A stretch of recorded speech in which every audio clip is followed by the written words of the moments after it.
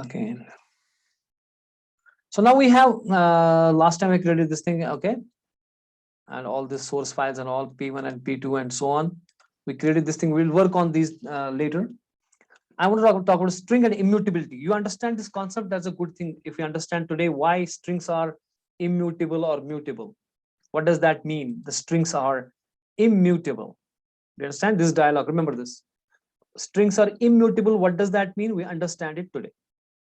So I'm creating a string class. I have a string class. So we have all the functionality of a string, like character add. We want to search something. There are all methods there in the string class. So we don't have to do off our own. It will be done. Okay. So we create a variable string, variable s is equal to new string.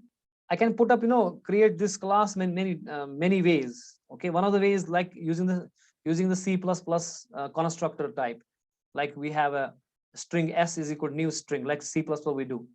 And I'm putting up here, for example, Junaid in it. And I am creating another string, string s2 is equal to new string. And I am saying it is Junaid, again the same content. The content is same. Okay. And I am saying if I'm using the if block, if ab dhyan dena please, s is equal to s2. Okay.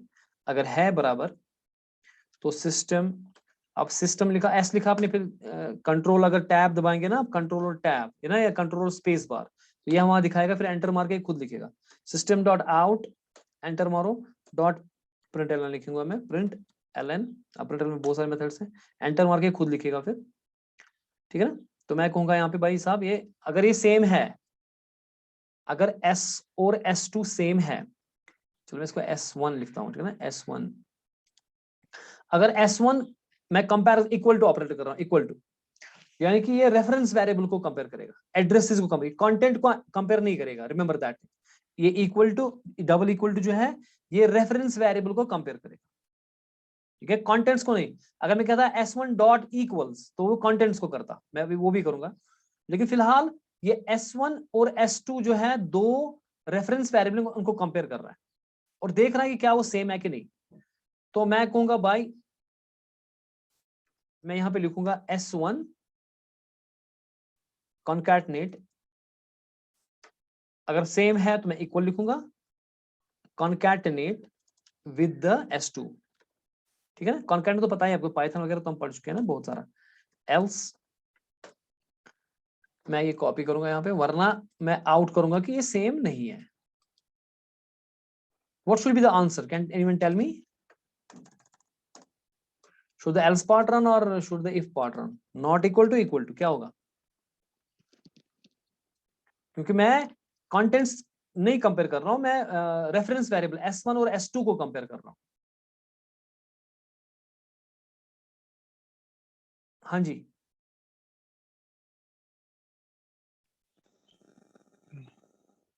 पढ़ा था भूल के।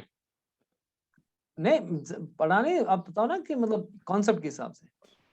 सो जुनैद, देखो s1 में जुनैद है, s2 में भी जुनैद है। यहाँ पे मैं एक्चुअली वैल्यू प्रिंट कर रहा हूँ ना, s1 प्रिंट कर रहा हूँ, लेकिन यहाँ पे नॉट इक्वल टू आ रहा है क्योंकि मैं कंपेयर क्या कर रहा हूँ, एड्रेस, रेफरेंस वेरिएबल। यस, तो होगा क्या बेसिकली, होगा इस तरीके से कि जब मैंने s1 बनाया, उसने जुनैद बनाया, एक ऑब्जेक्ट बनाया, उसमें रखा जुनैद, और जब मैंने s2 बनाया वो अलग एक ऑब्जेक्ट है, उसने उसमें अपने में जुनैद रखा। अब इसका एड्रेस जो है वो डिफरेंट है इससे ना, s1 का address is different then s2 का एड्रेस, इज इट? तो जब मैं इनको कंपेयर कर रहा हूँ, मार रहा हूँ, वो कहां सेम आएंगे? अगर मैं इसके बदले ये करता कि s1 डॉट इक्वल्स करता, मैं इसको कॉपी करूंगा यहाँ पे, मैं यहाँ पे कॉपी करूंगा और यहाँ पे मैं मारूंगा एंट्री ऐसे, इफ s1 डॉट इक्वल्स, क्योंकि जो हमारा ये है ना स्ट्रिंग, ये क्लास है, क्या है, तो उसमें जो आपके पास है उसके पास मेथड्स हैं बहुत सारे, तो मैं वो मेथड इस्तेमाल कर सकता हूँ। एक मेथड है इक्वल्स का, जो कि कंटेंट को देख रहा है। आप दोनों में क्या है जुनैद, है ना, तो अब ये इक्वल्स बोलेगा, क्यों? क्योंकि जनाब मैं कंटेंट्स कर रहा हूँ, इक्वल से कंटेंट कर रहा हूँ मैं। सो पहले में तो बताएगा सीधे नॉट इक्वल टू, दूसरे में भी नॉट इक्वल बता रहा है, मैंने कुछ गड़बड़ किया है। What is that? बिकॉज यहाँ पे यू कैपिटल है, क्योंकि ये कंटेंट भी सेम नहीं थे ना, अब कंटेंट सेम आ गए। तो पहले में तो नॉट बताएगा इक्वल, दूसरे में इक्वल बताएगा, क्योंकि दूसरे में मैं कंटेंट कंपेयर कर रहा हूं, पहले में मैं रेफरेंस वेरिएबल कंपेयर कर रहा था। ठीक है, लेकिन अब मजे की बात है कि अब मैं यहाँ पे क्या कर रहा हूं, मैं एक और स्ट्रिंग बनाता हूं, जो इम्यूटेबिलिटी की मसला हमें पता है। स्ट्रिंग S3 बनाऊंगा मैं, इज इक्वल JUN लिख रहा हूं मैं इसमें, जुन। ठीक है ना। उसके बाद मैं कर रहा हूं काम, मैं S3 में plus is equal to AID कर रहा हूं। ठीक है, ओके। ठीक है, इसको मैं फिलहाल बंद करता हूँ, इसको मैं बंद करूंगा फिलहाल। ये S2 ही रखेंगे हम, ठीक है ना, S2 ही रखेंगे हम, ताकि समझाने के लिए ठीक ठीक रहे। अब बताएं मुझे, देखिए जनाब, S में मैंने क्या डाला, सॉरी, S में मैंने डाला फिलहाल जून, मैंने स्ट्रिंग। अब देखो मैंने कैसे स्ट्रिंग खड़ी की यहाँ पे, I created a string using S, I am not creating using the new, sorry, I'm not creating using the new, I'm creating directly string, I'm using string S is equal to whatever, use without, ये एक और तरीका है string खड़ा करने का। या तो आप लिखोगे string S1 is equal to new string और फिर कंस्ट्रक्टर से उसमें असाइन करोगे वैल्यू, या आप लिखोगे डायरेक्ट string S2, हमारे पास थी ना ये, ठीक है, ये S2 है, string S2 is equal to the value, direct ये भी ऑब्जेक्ट खड़ा करेगा, दोनों ऑब्जेक्ट खड़े करेंगे। ठीक है, I am creating the object S1 and I am creating the S2। ठीक है, देखिए यहां पर मैं ये बंद करूंगा। ठीक है, मैं स्ट्रिंग ये जो मैं स्ट्रिंग S1 है वो भी ऐसे ही बनाऊंगा, S1 is equal to Junaid. ठीक है, it is as good as saying string S1 is equal to new string Junaid. okay, it is as good because we have different way of making the objects here. One of the way is using the new keyword, one of the way is directly using without new keyword, and the rest of the job is done by the Java। ठीक है, तो मैंने यहाँ पे S1 कहा जुनैद और S2 मैंने कहा जुन, मगर पहले जुन किया, फिर इसको AID किया, ऐड किया AID, यानी कि दोनों में S1 में भी जुनैद होगा, S2 में भी जुनैद होगा, क्योंकि S1 में S2 में पहले जुन आ गया जब मैंने ऑब्जेक्ट बनाया, उसके बाद में मैंने लाइन नंबर 12 पे इसको AID कॉन्कैटिनेट किया, यानी कि दोनों में कंटेंट सेम ही होगा, दोनों में कंटेंट क्या होगा, सेम। यानी कि जो जुनैद कंटेंट बता रहा है यहाँ पे, ये यही आएगा और यहाँ पे भी यही आएगा। ठीक है, यहां पर भी यही आएगा, आंसर सेम ही रहेगा, हमें फर्क नहीं पड़ेगी। तो अभी आपको कुछ समझ नहीं आएगा मैं क्या कर रहा हूं, तो यानी कि यहाँ क्योंकि कॉमन सेंस है, जो S1 है वो एक अलग ऑब्जेक्ट है, S2 अलग ऑब्जेक्ट है, S1 में भी जुनैद है, S2 में भी जुनैद है, दोनों में जुनैद है।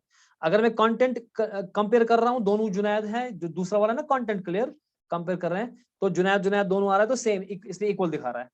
लेकिन पहले में मैं क्या कर रहा हूं, मैं इक्वल टू ऑपरेटर से मैं रेफरेंस वेरिएबल देख रहा हूं, क्या देख रहा हूं, रेफरेंस वेरिएबल चूंकि डिफरेंट है, एक का एड्रेस दूसरे के साथ है, दूसरे का दूसरे के साथ है कि नहीं, ये समझ आ रहा है ना। लेकिन अगर मैंने ऐसा नहीं किया होता, मैंने यहां पे जुनैद किया होता ऐसे JUNAID। अब मैं इसको बंद करूंगा। अब ये सोचने वाली बात है, ये क्या हो रहा है यहाँ कि जब मैं इसको रन करूंगा तो ये मुझे इज इक्वल टू ऊपर भी दिखा रहा है, अब मुझे रेफरेंस वेरिएबल भी इक्वल दिखा रहा है, ये क्या हो रहा है, मुझे रेफरेंस वेरिएबल भी इक्वल दिखा रहा है और कंटेंट भी इक्वल है। तो ये इम्यूटेबिलिटी का कॉन्सेप्ट यहाँ पे हम सीखेंगे। अब कि हो क्या रहा है मैं एक्सप्लेन करूंगा यहाँ पे, ये अभी ऐसे समझ नहीं आएगा, पहले मैं समझाऊंगा आपको इस पे। देखें, हमारे पास जावा ऑप्टिमाइजेशन करता है, क्या करता है, ऑप्टिमाइजेशन, लेकिन ये ऑप्टिमाइजेशन करता है जावा कंपाइलर, JVM नहीं करता है, ये पहली बात। तो अगर मैं यहां कोड पे वापस आऊंगा, जब मैं ये न्यू कीवर्ड करता हूं, ये मैं ऑब्जेक्ट खड़ा करता हूं एट रन टाइम, यानी कि ये JVM खड़ा करता है, और जब मैं डायरेक्ट इसको ऐसे ऑब्जेक्ट खड़ा करता हूं, ये ऑब्जेक्ट कंपाइल टाइम पे खड़ा हो रहा है। या जब मैंने ये ऐसे किया S2 प्लस AID कि मैंने पहले यहाँ पे S1 जुनैद बना JUN बनाया S2 को, उसके बाद इसको AID किया ऐड, वो JVM कर रहा है। ये AID जो इसको ऐड कर रहा है यहाँ पे, वो JVM कर रहा है रन टाइम पे, ठीक है। तो यानी कि अगर मैंने न्यू कीवर्ड किया वो JVM करेगा रन टाइम पे ऑब्जेक्ट क्रिएट, और अगर मैंने ऐसे खड़ा किया ऑब्जेक्ट, ये कंपाइल टाइम पे ऑब्जेक्ट खड़ा हो रहा है, इसमें JVM नहीं बल्कि जावा कंपाइलर काम कर रहा है और वो ऑप्टिमाइजेशन कर सकता है। So who can do the optimisation? Java compiler, not the Java virtual machine. तो अगर कोई चीज रन टाइम पे हो रही है तो वहां आपको ऑप्टिमाइजेशन नहीं होगी, और अगर कोई कंपाइल टाइम पे हो रहा है वहां ऑप्टिमाइजेशन होगी, पहली बात। दूसरी बात कि आप क्या ऑप्टिमाइजेशन करेगा ये? ऑप्टिमाइजेशन ये करता है कि जो स्ट्रिंग्स हमारे पास होते हैं, जो हम कंपाइल टाइम पे बनाते हैं, उनको ये हीप में नहीं बल्कि उनको ये स्ट्रिंग पूल में बनाता है। We have a string pool. अगर आपने कंपाइल टाइम पे स्ट्रिंग बनाई Junaid, that Junaid is in string pool. अगर आपने न्यू करके बनाया या उसको AID बाद में ऐड करके बनाया, so that string has to be in the heap memory, ठीक है। तो हीप मेमोरी में कोई ऑप्टिमाइजेशन नहीं होगी because it will be done by the JVM। लेकिन यहां पे ऑप्टिमाइजेशन होगी। क्या होगी ऑप्टिमाइजेशन? कि मैंने S1 बनाया जुनैद, तो उसने क्या किया काम, उसने S1 एक रेफरेंस वेरिएबल बनाया and it points to this Junaid. So Junaid was at the memory location 1242. So it put into S1 1242. उसके बाद मैंने S2 बनाया स्ट्रिंग करके, स्ट्रिंग S2 इज इक्वल, फिर से मैं वही लिख रहा हूं जुनैद। अब कंपाइलर देख रहा है कि जुनैद ऑलरेडी मेरे स्ट्रिंग पूल में है, so it is not creating a different object, it is not creating a different, it wants to optimize and save memory. It creates a reference variable S2 and points to the same location 1242. It points to the same location 1242. That means now S1 and S2 both are pointing to the same Junaid. अब इस सूरत में जो compile time पे हुआ, आपका content भी same, आपका reference variable भी सेम। पकड़ में आ गया? तो इसलिए अगर मैं यहां पे कर रहा हूं, मेरा रेफरेंस वेरिएबल जो पहला वाला था वो भी सेम आ रहा है, इसमें जो रेफरेंस वेरिएबल पे कंपैरिजन लग रहा था वो भी सेम आ रहा है, और यहां पे जो कंटेंट पे लग रहा है वो भी सेम आ रहा है। Because JVM Java compiler optimizes and see that it keeps strings on a string pool, and अगर इसके 10 वेरिएबल्स आगे 10 में कंटेंट सेम था तो ये नया नहीं खड़ा करेगा या उसी को पॉइंट करेगा। इसलिए अब अगर आप क्या काम करना चाहते हो कि मैंने तीसरा एक वेरिएबल बनाया S3, उसमें भी जुनैद बनाया, तो होगा क्या, S3 will be reference variable will be created, उसमें सेम वही 1242 लगाया जाएगा and point two the same location. Now, what will happen if S3 want to change Junaid? Should it be allowed? Should it be allowed? What do you think? Use your common sense. Because now no. S3 only is not pointing to Junaid. S1, S2, everybody is pointing to Junaid, right? Okay.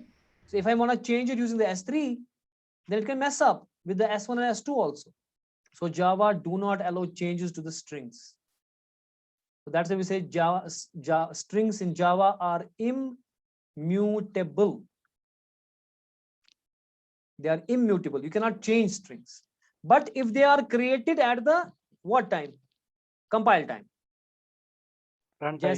जैसे आपने यहाँ पे AID किया, आपने जून बनाया पहले for example यहाँ पे ऐसे, ठीक है ना, लेकिन फिर आपने इसको चेंज की कंपाइल टाइम पे या रन टाइम पे, इसको चेंज की, उसको AID लगा दिया।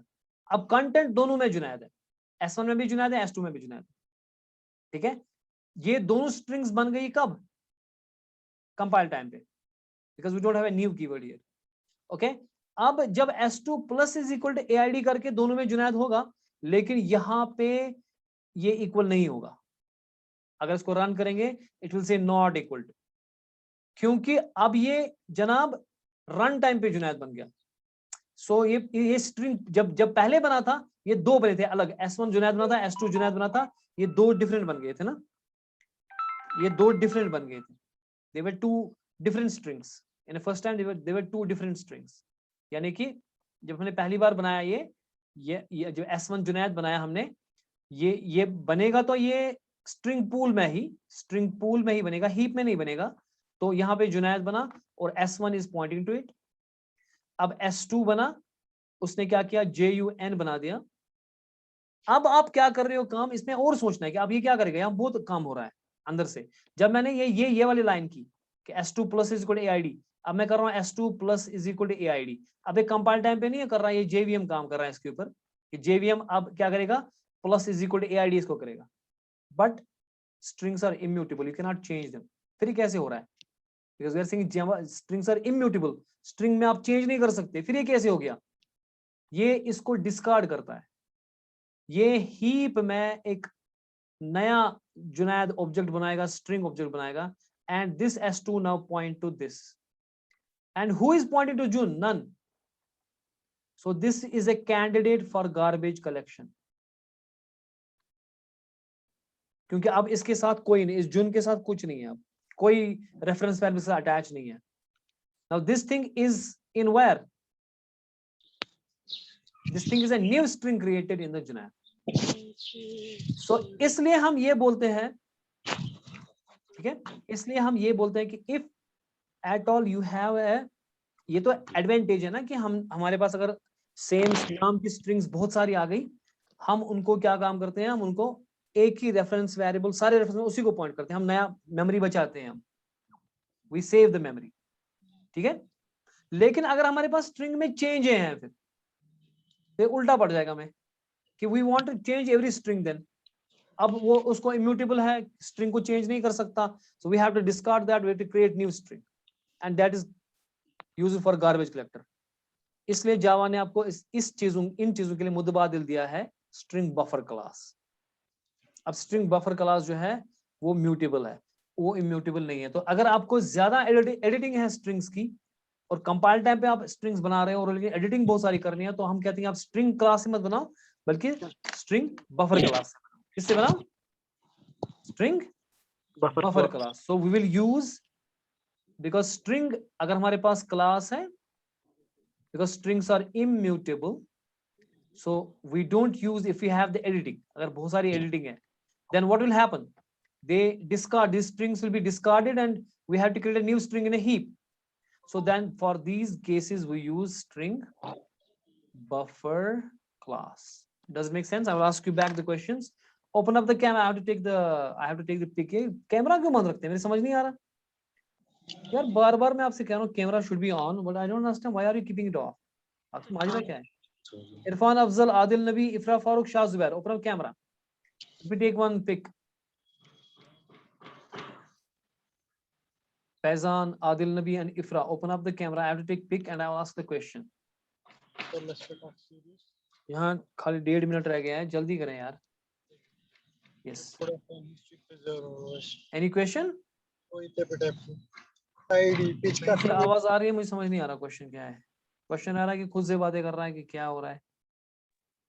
सर ऊपर ऊपर से प्लीज ये रिपीट कीजिए। श्योरली, ऊपर ऊपर से क्या, पूरा आप बता दो, पूरा ही रिपीट कर दूंगा मैं, कौन सा मसला है। पेड़ को वॉइस, अच्छा एनोटेक को खत्म करें आप, क्लियर। एक सेकंड, यहाँ से टाइम कम है and I have to keep this, ये एडिट बन गया ना, मैं मसला क्या हमें करना पड़ता है, ये पेंट का मसला है। किधर गया, इसको पकड़ में नहीं आ रहा है।